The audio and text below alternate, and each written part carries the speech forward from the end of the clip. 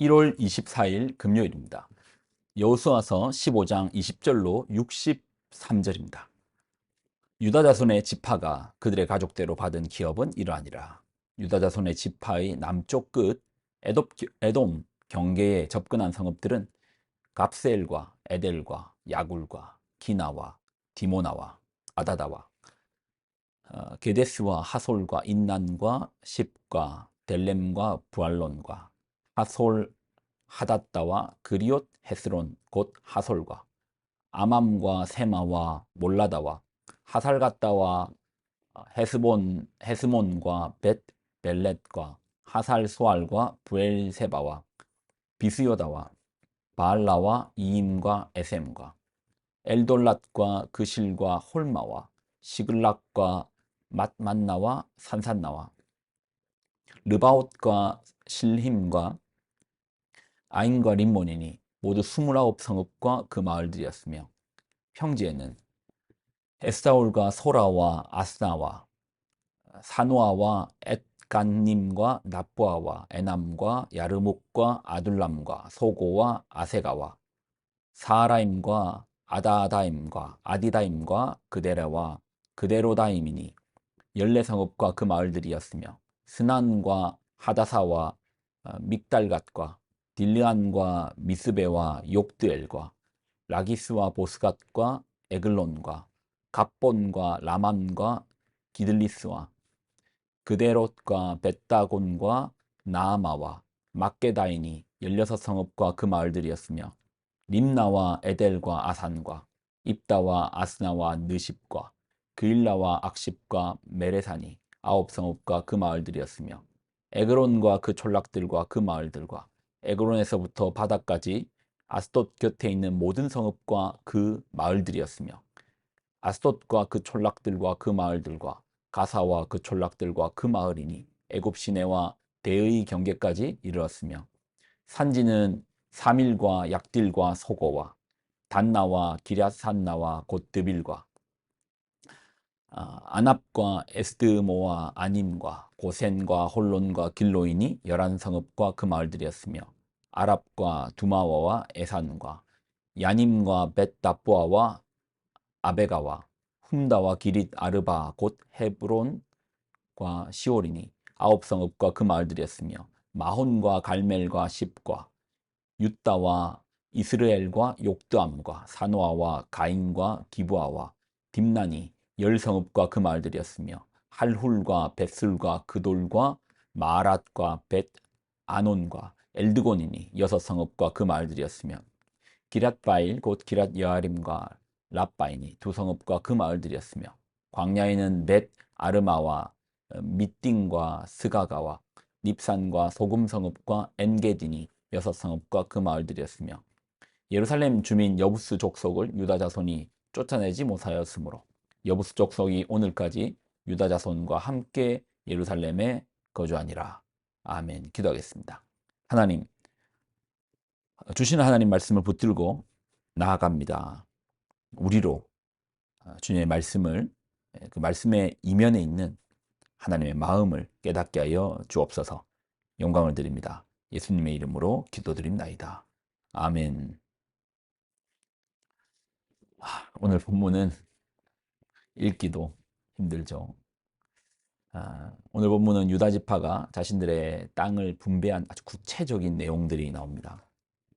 지명을 봐도 상당히 자세히 나오죠. 여기 보면 성읍, 마을 상당히 구체적으로 나오는데 이걸 우리나라 서울로 치면 명동, 을지로, 종로, 약수동, 다산동, 청구동, 신당동 이런 동네 이름들입니다. 뭐 서울이야 그 지명들을 잘 아는데 만약에 제가 살았던 창원 진해구로 들어가서 이동, 여자동, 동천, 풍호동, 석동 뭐 여러분 아시는 이름들 있습니까?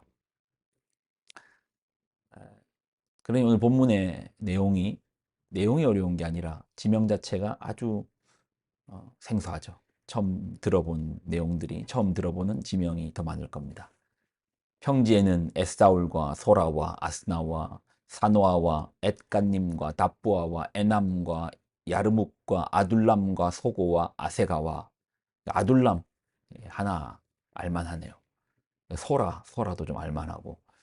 아, 그러니까 이게 지명만 가지고 상당히 잘 모르는, 우리나라 지명이라고 해도 잘 모를 건데 지방 도시에 있는 지명들을 어떻게 알겠습니까? 그런데 우리나라가 아니고 이스라엘의 지명들을 가지고 하려니까 참 어렵죠. 그러니 우리 입장에서는 재미가 없습니다. 재미가 없어요. 사실 말씀을 나누기도 쉽지 않습니다. 근데 한 가지는 확실히 알겠죠. 상당히 구체적으로 기록되어 있다.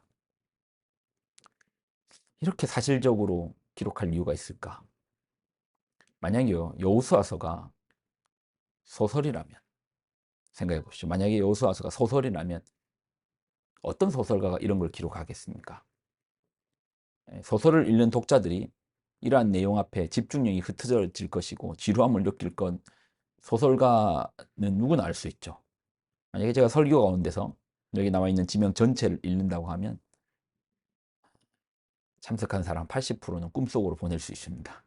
아주 깊은 숙면 상태로 빠지게 할 수 있습니다. 그런데 왜 이렇게 사실적으로 기록했는가? 사실이니까요.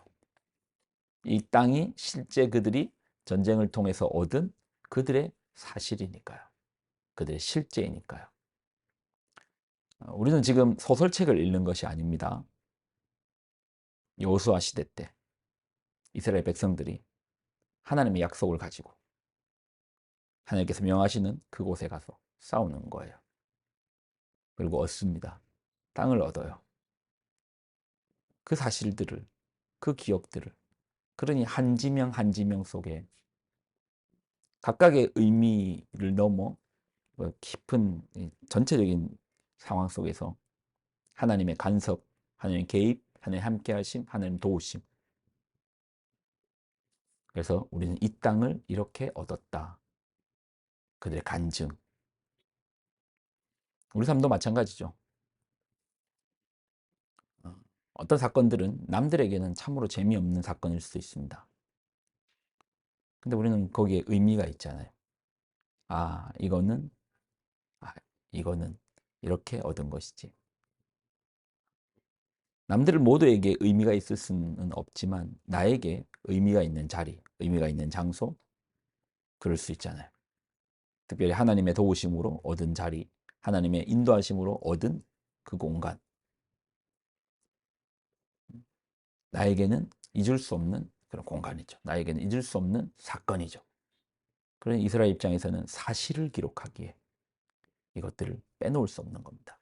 여호수아서의 후반점을 갔을 때 이게 땅 분배에서 지루할 수 있다고 말씀드렸죠. 그렇지만 그 속에 깊은 의미를 보면 하나님은 하나님의 입장에서도 너무나 중요하고 이스라엘 백성들 입장에서도 하나님의 은혜로 하나님 도우심으로 얻은 땅이니까 그들에게 있어서 땅 하나하나는 그들의 간증 하나하나가 되는 것이죠. 우리의 삶도 마찬가지입니다. 여러분의 삶에 그러한 간증이 가득하기를 예수님의 이름으로 부탁을 드립니다. 기도하겠습니다. 하나님, 주신 하나님의 말씀을 붙들고 나아갑니다. 우리가 하나님의 말씀을 따름으로 우리의 삶에서 주를 따를 때 우리에게 주시는 그 간증의 역사들이 넘치게 하여 주옵소서. 영광을 드립니다. 예수님의 이름으로 기도드립나이다. 아멘.